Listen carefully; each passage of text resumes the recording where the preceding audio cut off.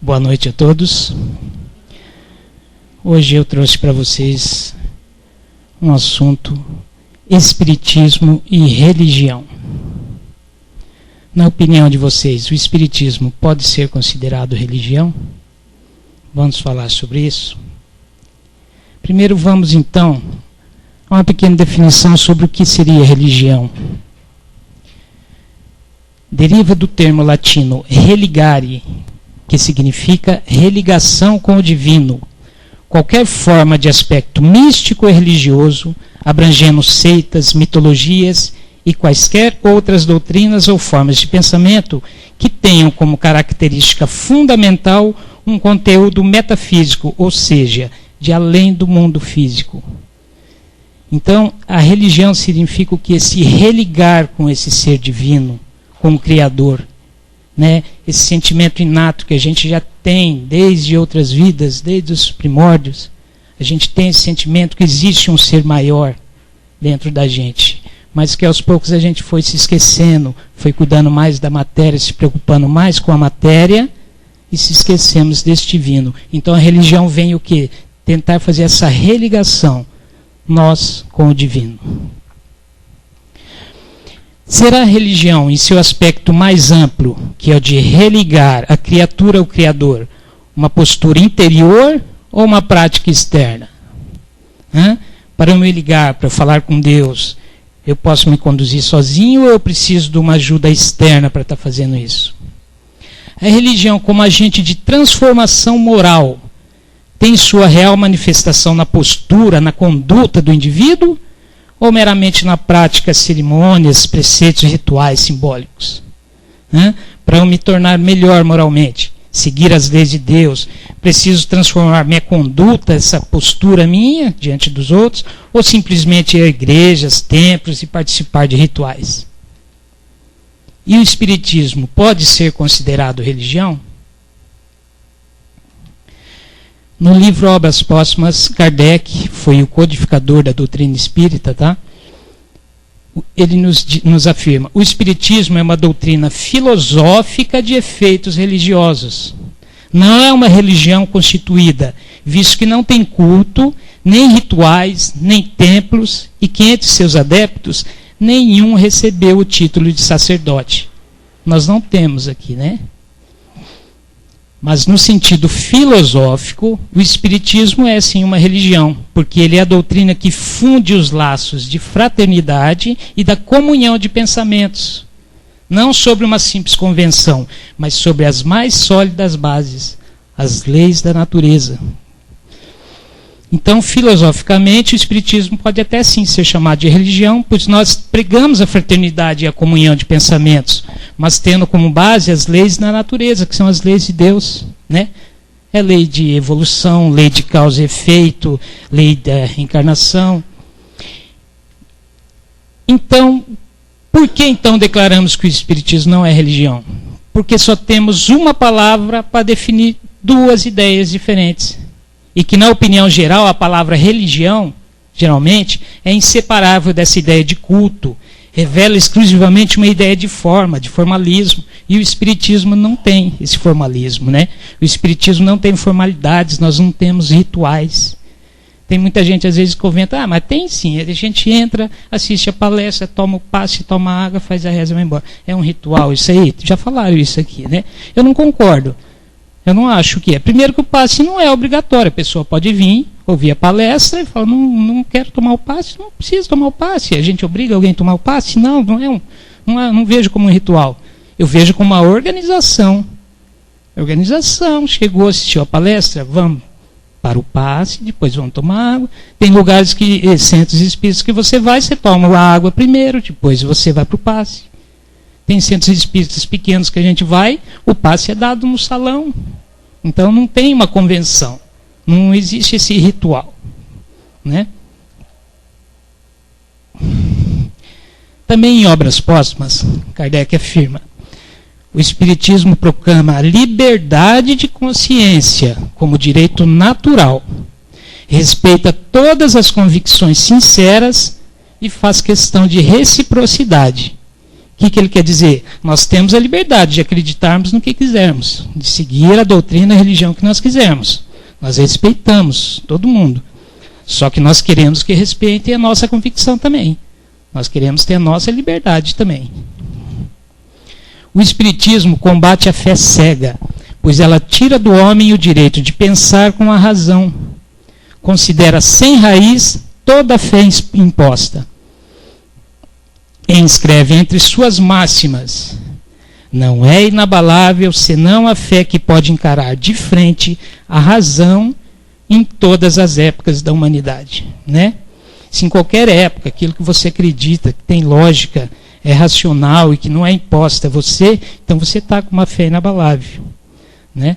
O dia que a ciência conseguir provar que o Espiritismo está errado em alguma coisa que ele está ensinando, foi o Kardec disse, né? O dia que a ciência comprovar que o Espiritismo está errado, fique com a ciência. Até agora não aconteceu, né? Está acontecendo o contrário. A ciência vem comprovando aquilo que o Espiritismo já ensinou isso há mais de 150 anos e eles vêm conseguindo comprovar agora. Devemos respeitar e compreender a opção pessoal de cada um e adotar esta ou aquela doutrina espiritualista ou religião, pois isso faz parte do livre-arbítrio. E a salvação, o que eles chamam de salvação? É a nossa evolução moral. É uma conquista individual e não das religiões ou doutrinas espiritualistas. Né? As religiões ou doutrinas nos mostram o caminho para a gente evoluir. Essa evolução até Deus. Mas a nossa evolução é mérito nosso. Não é de qualquer religião ou doutrina. Você vai evoluir, mérito seu. Mas as religiões te ensinam como você pode chegar até isso. Mas então, e o que se faz nos centros espíritas então? Disse-nos Jesus: conheceis a verdade e a verdade vos libertará. Nos centros de estudos espíritas, por isso que chama centro espíritas, Kardec criou o centro de estudos espíritas, né? Que a gente pegou e simplificou, ficou centro espírita, mas na verdade são centros de estudos espíritas. Estudamos e compreendemos as leis naturais ou divinas que nos foram reveladas, né? São as revelações, nós estudamos a lei do amor, a lei da causa e efeito, a lei da evolução, tudo isso foi trazido para nós por revelações, por Jesus. A gente estuda, essas revelações que foram trazidas são as leis naturais de Deus. Então é isso que a gente faz no centro espírita. Mas só estudamos? Não, é lógico que tem também o passe, tem a água fluidificada, mas também foi trazido o ensinamento deles também, como a gente poder utilizar essa força da natureza que está disponível aqui para a gente, né? Para a gente poder estar utilizando, ajudando um ao outro. Isso aí foi ensinado por eles. Temos também sessões mediúnicas? Temos. Sessão de desobsessão, sim. Mas também faz parte do estudo. Né? É tipo uma aula prática ali. Que existem pessoas que têm esse outro sentido a mais aflorado. Né? Esse dom, vamos dizer assim, que são os médiuns. São pessoas que vieram com esse sentido mais aflorado para ajudar os desencarnados em desequilíbrio. E para se ajudarem também, um compromisso assumido na espiritualidade. Esses médiuns aprendem no centro espírita como conduzir esse dom para cumprir esse compromisso. Né? Então, às vezes, a pessoa tem esse dom, está desajustado, o centro espírita vai ajudá-lo também. É estudo também. Não é?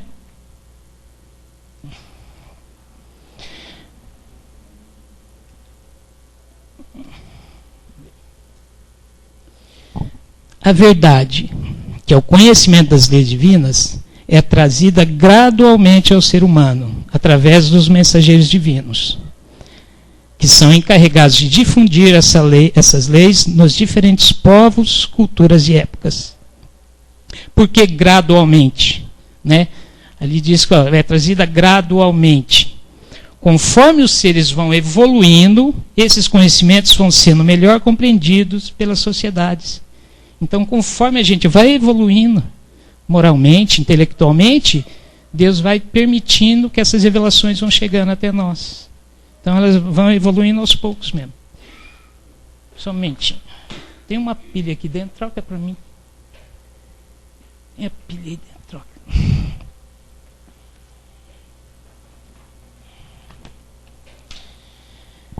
Podemos citar como mensageiros divinos, lógico, temos Jesus Cristo, Moisés, Maomé, Confúcio, Buda, entre outros. Todos trouxeram o que? Essa revelação divina, que nada mais são do que as leis de Deus, as leis da natureza. Eles foram trazendo ao longo dos tempos essas revelações para nós. Na pergunta 625 do Livro dos Espíritos, Kardec pergunta: qual o exemplar mais perfeito que Deus ofereceu ao homem para servir-lhe de guia e modelo? Resposta direta, objetiva, sucinta: vede Jesus, não temos outro. O Espiritismo vem nos fazer compreender os ensinamentos de Jesus e principalmente colocá-los em prática. Não adianta nada a gente compreender, aprender as leis que Jesus nos trouxe, que a gente aprende, mas não põe em prática. Não adianta a gente pegar e decorar a Bíblia, saber capítulo, versículo, mas está colocando em prática o ensinamento? Será que adianta? Na 627 também do Livro dos Espíritos. Uma vez que Jesus ensinou as verdadeiras leis de Deus, qual a utilidade do ensinamento dado pelos Espíritos? Essa parte que eu queria chegar. Se Jesus nos ensinou tudo, por que a gente precisa do Espiritismo então? Eles têm algo a mais a nos ensinarmos? Se Jesus já ensinou, por que nós precisamos ainda do Espírito Consolador? Ele mesmo já nos disse, quando foi lido aqui, que a Hilda leu para a gente: rogarei ao meu Pai para enviar o Consolador, a quem o mundo não pode receber, porque não o vê e não o conhece. Não adianta ele tentar revelar as coisas que aquele povo naquela época não ia conseguir entender. Né? Eles não tinham conhecimento de muitas coisas, eles não tinha, gente, não tinha energia elétrica. Como é que Jesus ia falar sobre energia? Uma energia de um passe sendo transferido de um para outro, como é que não tinha como eles entender isso aí? Por exemplo, Jesus vai explicar a Nicodemos que ele precisa nascer de novo para entrar no reino dos céus, né? Dá um nó na cabeça dele. Ele fala: olha, eu sou um doutor da lei, eu sigo as leis tudo certinho, o que eu preciso fazer para entrar no reino dos céus? Jesus sabia que ele tinha mais coisas ainda a aprender, a adquirir, precisava reencarnar. E Jesus falava: você precisa nascer de novo. O que ele fala? Mas como é que eu vou entrar de novo na barriga da minha mãe? Não entendo. Aí Jesus fala: se você não sabe dos assuntos, não tem conhecimento dos assuntos da terra, como é que eu vou te explicar os assuntos do céu? Né? Porque esse negócio de reencarnação é da terra aqui, ué. A gente precisa estar indo, voltando, vai, aprende um pouquinho, volta.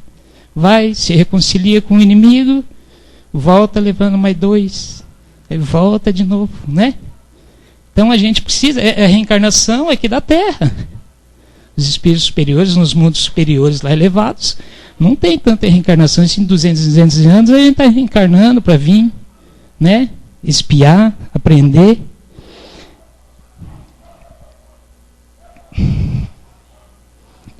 Não mudou?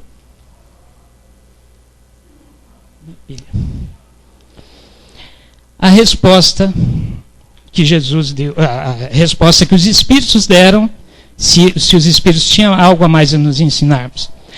A palavra de Jesus frequentemente era alegórica, né?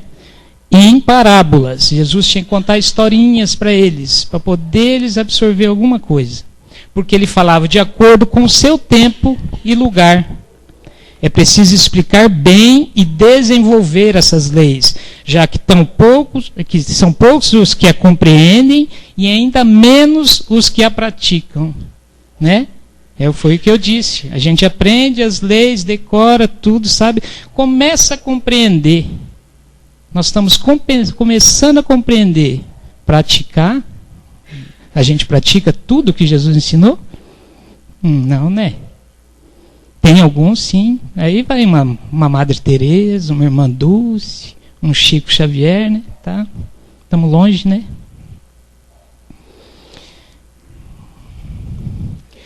O ensinamento dos Espíritos deve ser claro e sem equívocos, para que ninguém possa usar a ignorância como pretexto e que cada um possa julgá-lo e apreciá-lo através de sua própria razão. Os ensinamentos dos Espíritos não deixam margem para as dúvidas, tá?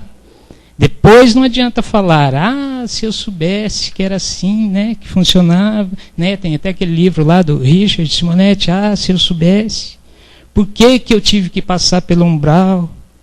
Por que que a gente tem que passar pelo umbral? Para se livrar dos nossos vícios, né, os nossos vícios materiais que a gente tem aqui, que não consegue se livrar. Então nós temos que ir desfazendo desses vícios.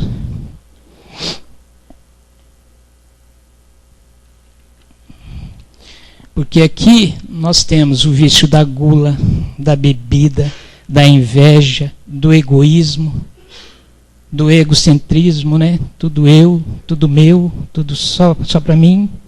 Como é que a gente vai adentrar uma colônia espiritual onde não existe nada disso, né? Lá não tem a bebida, a comida, a fartura de comida, né? Lá não precisa disso. Malemar faz uma sopinha para nós que precisa comer alguma coisa. Eles não precisam disso lá não, né? Lá eles têm o que? A dieta da luz lá, né? Eles vivem de luz.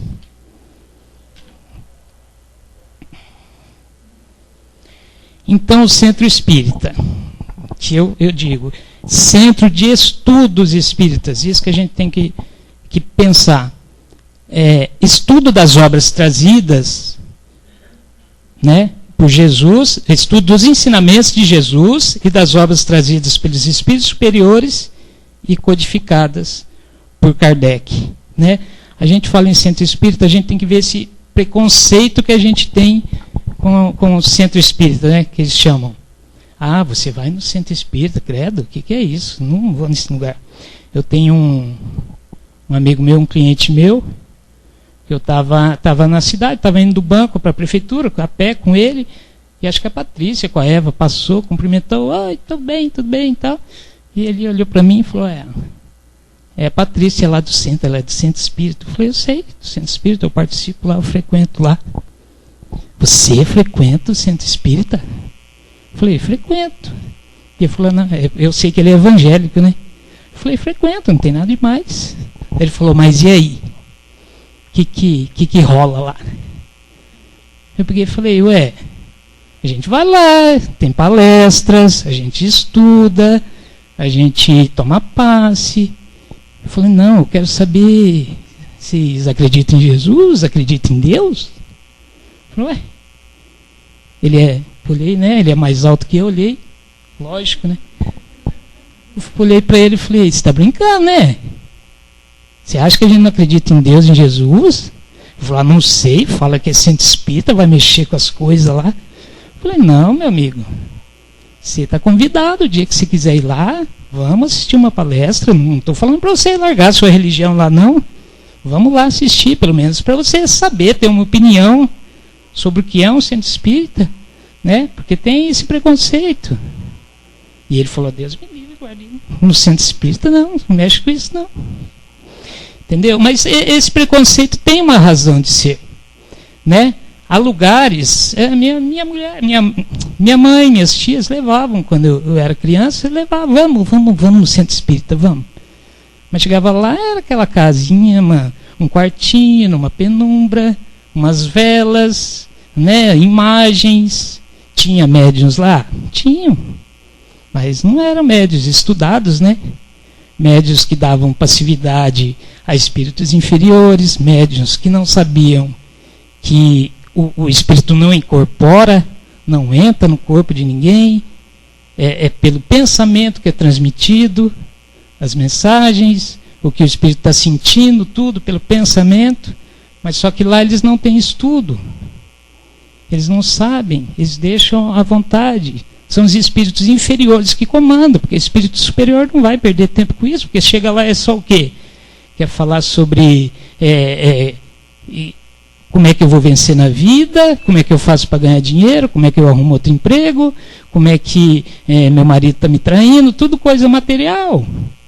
Então vai achar espíritos que estão ainda ligados na matéria para estar ali conversando com eles, vai estar. Vai ter ali sim. Só que ali é tudo, menos um centro espírita, né? Menos um centro de estudos espíritas. Eles não estudam o espiritismo. Então nós mesmos temos que tentando ir desfazer esse preconceito, né? Nós que frequentamos a casa espírita, nós temos o dever de desfazer esse preconceito, de chamar, vamos, você não quer ir lá? Então eu vou te explicar o que acontece lá, Quando você vai na quarta, eu vou ao centro de estudos espíritas, eu vou à fraternidade espírita, eu vou aprender, falar, né? Comentar, não ter vergonha, né? Tem gente que se tem vergonha de vir falar que está vindo no centro espírita. Tem gente que esses dias aí estava ali, entrando aqui no centro espírita, gente da casa que entrando no centro espírita, passou o vizinho e correu para dentro aqui e se escondeu. Falei, meu vizinho vai ver que eu estou vendo no centro espírita. Que isso?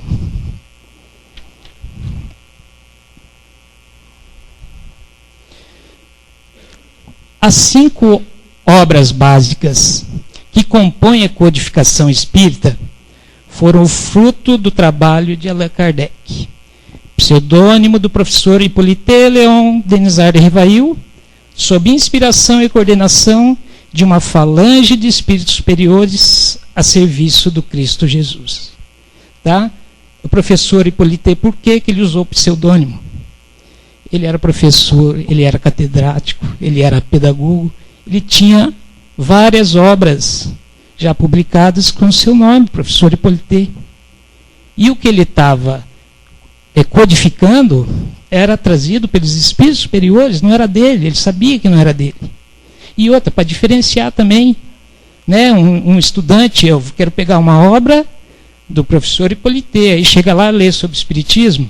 Então, ele diferenciou as obras espíritas, ele colocou como Allan Kardec, tá? Que é um pseudônimo que ele adotou.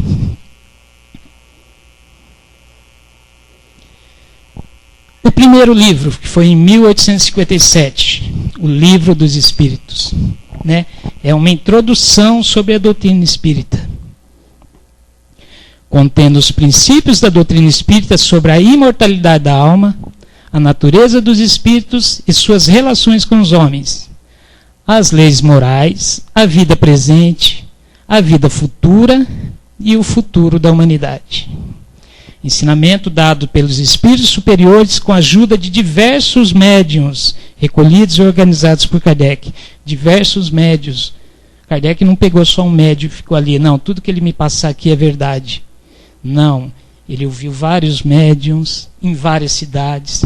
Ele ouvia aqui aquela verdade, via com a razão dele, com a inteligência dele, se tinha lógica. Depois ele ia, visitava outros médiuns em outras cidades que não tinham contato, fazia a mesma pergunta, via se batia a resposta, fazia experiências. Então, ele teve o critério de só trazer aquilo que passou pelo crivo de sua razão. Ele sempre dizia, é preferível negar 10 verdades do que aceitar uma única mentira. Se ele via que tinha alguma coisa ali que não bateu, deixa para depois. Não põe na obra. Tudo que ele colocou na obra passou pelo crivo da razão. O Livro dos Médiuns contém um ensinamento especial dos espíritos sobre a teoria de todos os gêneros de manifestações, os meios de comunicação com o mundo invisível, o desenvolvimento da mediunidade, as dificuldades e os obstáculos com que se pode deparar na prática do espiritismo. Porque não é só falar, não, eu vou ser médium e pensa que é tudo facinho, não. Tem várias dificuldades. O Livro dos Médiuns, ele tem o estudo, esse estudo aqui, que é o que falta nesses outros centros espíritas. Né? Se eles estudassem, pelo menos esse livro aqui dos médiuns, eles já iam aprender bastante. Educam o médium, né? Educam o médium a desenvolver a mediunidade. Né? O pessoal não pega e fala, mandaram, eu vim aqui no centro espírita que eu preciso desenvolver. Não é, vem desenvolver o estudo aqui, sim, vamos desenvolver. Vai trabalhar na sessão mediúnica? É médium? Sim, mas vamos trabalhar correto, com a ajuda de espíritos superiores, né, nos auxiliando. E esse aqui? O Evangelho segundo o Espiritismo. Esse aqui não pode faltar, né? Em nenhum do lar daqueles que querem seguir o Espiritismo à luz de Jesus, né? Esse aqui tem que ser o livro de cabeceira dos espíritas, né? Contém a explicação das máximas morais do Cristo Jesus, sua concordância com o Espiritismo e sua aplicação às diversas situações da vida. Respondem muito, né? Esse livro aqui. Muitos problemas que a gente tem, você abre ali, está ali a resposta, nos auxiliando. O Céu e o Inferno, já em 1865, contém o exame comparado das doutrinas sobre a passagem da vida corporal à vida espiritual, as penas e recompensas futuras, os anjos e os demônios, as penas eternas, se existem, se não existem, seguido de numerosos exemplos acerca da situação real da alma durante e depois da morte. Né? Quem tem curiosidade de saber o que me espera lá do outro lado, dá uma lida nos depoimentos que tem ali, né? A gente tem ali depoimento de espíritos felizes, espíritos medianos, espíritos infelizes, suicidas. Muito interessante, está lendo, né? Os depoimentos dos suicidas, né? Eles falando a besteira que fez. E a Gênese, né? Que é das 5 obras, esse Pentateuco é a última. Contém um exame das teorias sobre o surgimento e a evolução física da Terra, assim como uma análise de passagem das escrituras que versam sobre o assunto, né? As escrituras falando sobre a formação da Terra, né? Tentando fazer uma comparação hoje, com o conhecimento que a gente tem hoje, né, sobre esse assunto, a formação da Terra, a criação da Terra, né, que a Bíblia diz lá, e Deus trabalhou 6 dias e depois descansou, né? Eu não vejo Deus descansando, não entendo como é que Deus pode cansar, né? Cria o universo todo e para criar um planetinha desse tamanho aqui ele cansou. Isso tudo é explicado lá na Gênese. Na sua análise, o Espiritismo aprofunda a existência de Deus, a criação, o Espírito e sua natureza, a vida e o mundo de após a morte, a reencarnação, essa relação dos homens com os espíritos, as leis divinas e naturais que tantos vieram nos trazer, Jesus nos ensinou todas, as penas e gozos futuros, e Jesus, claro, como modelo de perfeição humana. Então, se considerarmos essa doutrina filosófica como religião, nós podemos afirmar que a religião espírita é uma religião natural, baseada na fé raciocinada, sem dogmas, sem templos, sem sacerdotes, sem hierarquia eclesiástica, sem rituais, gente. Não é igreja, não é seita. A religião espírita é da obra de Deus, onde o ser, esse espírito, se reconhece como criatura divina, em igualdade com toda a criação universal. Todos nós somos criados por Deus, tudo criado por Deus. A religião espírita, então, se vamos chamá-la assim, é da efetiva busca da ligação com Deus, pelo amor e pelo respeito às leis universais, que são as suas leis. A religião espírita é a da busca da harmonia em todos os seus aspectos, baseada no equilíbrio, no respeito, na ética, no bem e na caridade. A religião espírita é a do livre-arbítrio, sem imposição, sem castigo, sem temores, sem inferno, sem céu, mas com responsabilidade proporcional, refletida na lei de causa e efeito. A religião espírita é aquela que o templo é o universo, o altar é a vida de relação com o nosso próximo, e a oração é o viver em harmonia com as leis de Deus em todos os atos da nossa vida diária. A religião espírita é aquela em que o reino de Deus deve ser construído em nosso interior, pela compreensão da lei maior, pelo pensamento elevado, pela construção diária da evolução e do aperfeiçoamento moral. A religião espírita é aquela da educação, do aprendizado que nós estamos fazendo aqui, da busca da verdade, do amai-vos e instruí-vos. A religião espírita é aquela do equilíbrio entre ciência, filosofia e ética moral, estabilizando o tripé que nos permite conhecer, agir e amar. A religião espírita é aquela onde trilhamos nossa própria estrada, construindo-a e pavimentando-a, com nossos erros e nossos acertos. E isso reconhecemos como útil e necessário. A religião espírita é aquela que não se necessita nem mesmo ter uma religião, bastando sim amar, respeitar, compreender, ajudar e servir. A religião espírita é aquela que nos permite reconhecer que somos sim deuses, que nos convida a utilizar esse poder divino para a nossa evolução, para mudarmos a nós mesmos, para mudar o mundo, para construir o bem.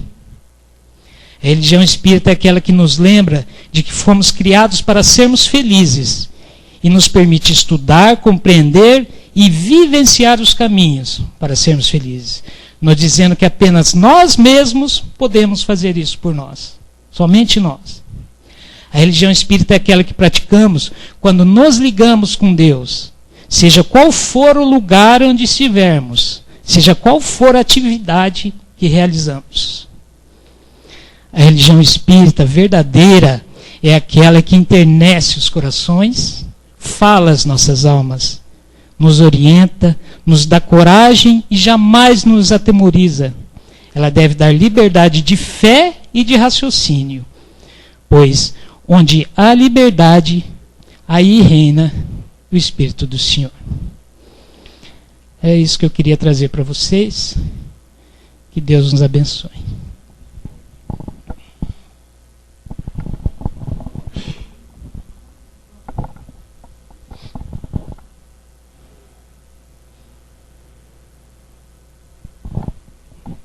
Nós queremos agradecer a presença de todos. Hoje, graças a Deus, a casa cheia. E pedimos a todos aqueles que conhecem outras pessoas que possam se interessar pela nossa doutrina, convidar todas as quartas-feiras para assistir a palestra. Tá?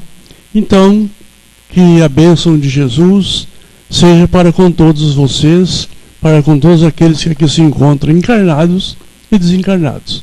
E queremos chamar o nosso irmão Davi, quem é mais? E a Cleide, que tem algo a dizer para vocês. Boa noite a todos. Eu quero fazer um convite, a Patrícia já falou, estava falando com algumas pessoas aqui na frente, eu ouvi, dos trabalhos da casa, e eu quero convidar, reiterar esse convite.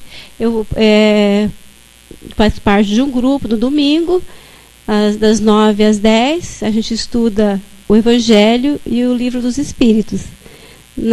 Você vai falar do seu? Eu posso falar? Tá. No domingo a gente normalmente se encontra, faz a prece, lê o Evangelho e a gente diz daquilo que entendeu, né? Discute. Se a gente ficar em dúvida, a gente vai procurar com quem sabe mais para esclarecer a dúvida. Na outra semana a gente vai discutir de novo aquele assunto. E a gente vai seguindo o Evangelho numa sequência, né? A gente começou no início do Evangelho, na introdução, e vai seguindo até terminar. Quando termina, a gente volta, começa de novo no início, porque a gente tem que repetir muitas vezes para poder fixar, né? E o Livro dos Espíritos também, a gente começa lá na introdução e vai a partir da primeira questão até a última. E vai, cada domingo, nós não temos assim, a gente vai fazer tantas questões. Às vezes a gente fica mais no Evangelho naquele dia, porque a gente sente que essa necessidade. Na outra semana a gente vê mais o Livro dos Espíritos. A gente procura fazer os dois, mas Tem domingo que a gente fica mais no Evangelho, porque existe uma necessidade de ficar falando sobre aquilo que foi lido. Bom, apesar de, como vocês observaram pela palestra de hoje, o Espiritismo ser uma universidade aberta, uma universidade livre, existe uma metodologia, existe um ordenamento dos estudos, dos ensinamentos. Só que como nós somos uma comunidade pequena, então o que nós tentamos fazer no grupo de estudos da terça-feira? Deixar o mais à vontade possível, porque às vezes nós estamos aqui em 8, 10 pessoas, e às vezes tem alguns com uma questão especial que não entendeu isso ou aquilo, então nós dilatamos muitas vezes o prazo do término de determinados assuntos para podermos dar vazão a tudo isso, discutirmos todas essas questões. Então, mas de forma a abranger nesses estudos todo o conteúdo doutrinário constante nas apostilas e no programa de ensino, de aprendizado da Federação Espírita Brasileira. Tá?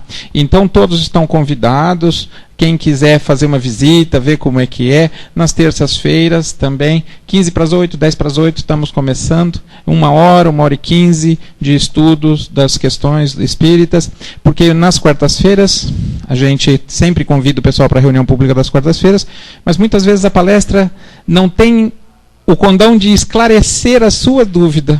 Às vezes você vem e sai com mais questões, mais dúvidas. Isso é bom também, porque o nosso cérebro, o nosso raciocínio, o nosso aprendizado começa sempre com a dúvida, né? Então, estão convidados a participar na terça-feira à noite, ou no sábado, como disse a Cleide, no grupo dela, no domingo, né? Domingo de manhã, tá? Nos grupos de estudos da doutrina espírita. Obrigado.